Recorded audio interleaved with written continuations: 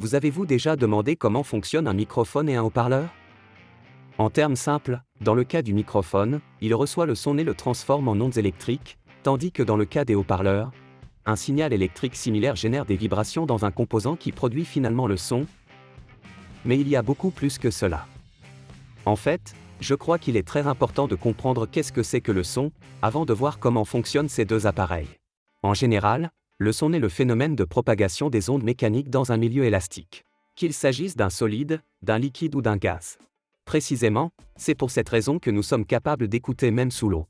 C'est pour la même raison qu'un objet dans le vide ne génère pas de son, car s'il n'existe pas un moyen de transport pour les vibrations, le son tout simplement ne se propage pas.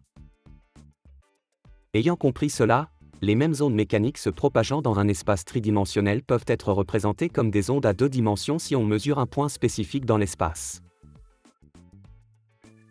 Ces ondes à deux dimensions possèdent certaines caractéristiques qui les définissent.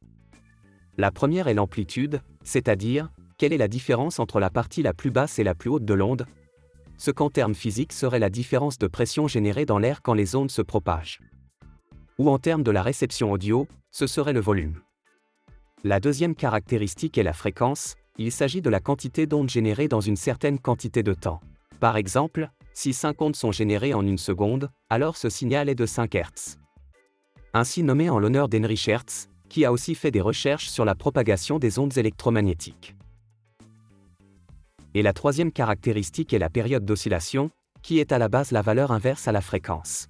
Dans ce cas, si la fréquence était de 5 Hz, alors cette période d'oscillation est un cinquième de seconde.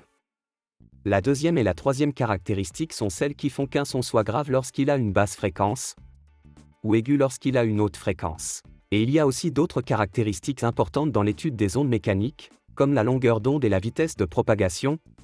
Mais pour obtenir cette information, nous devons avoir au moins deux récepteurs, comme nos oreilles.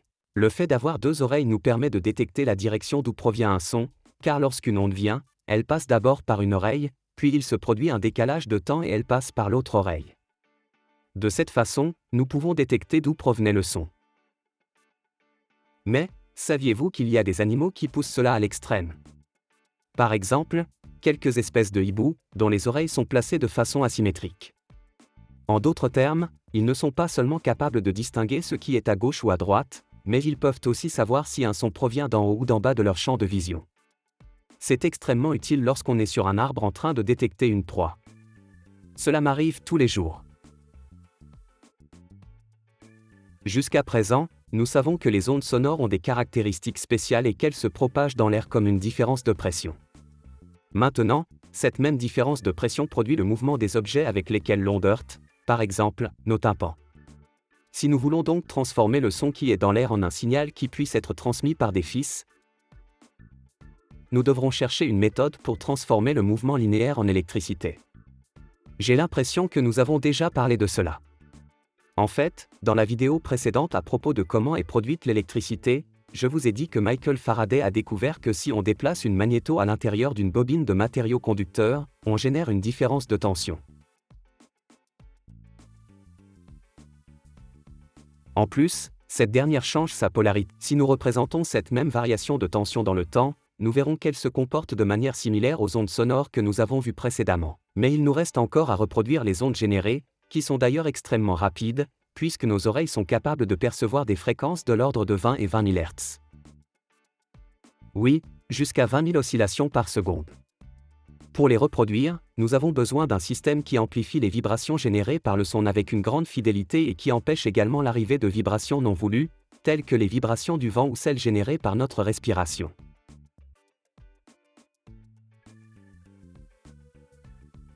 Si nous ouvrons un microphone, nous trouverons le suivant. À l'extérieur, il y a une grille qui arrête une partie du vent qui atteint l'intérieur ainsi qu'une manche et un interrupteur pour allumer et éteindre le microphone. Cependant, laissons cela de côté pour passer à ce qui nous intéresse vraiment.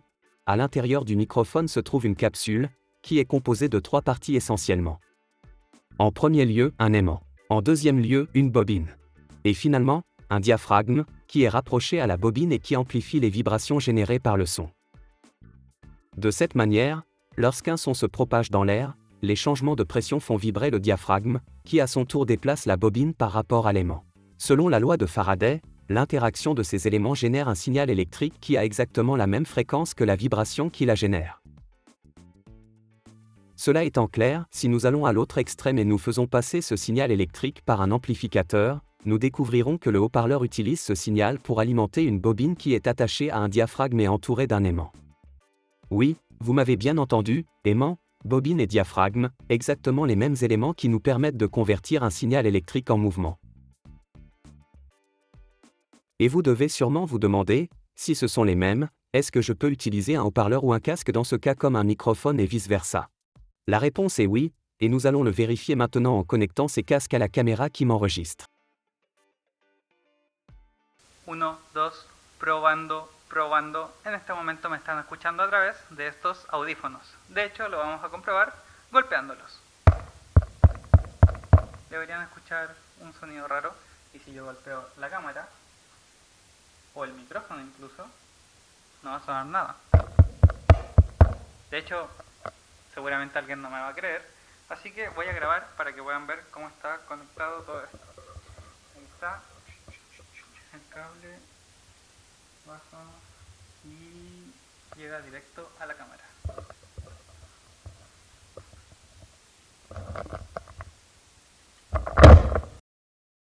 Merci beaucoup à Wikisba pour m'avoir soutenu dans cette vidéo et aussi merci aux pages de Facebook qui partagent toujours mon contenu et qui ont d'autres choses intéressantes liées à la mécatronique, l'électronique et l'électricité.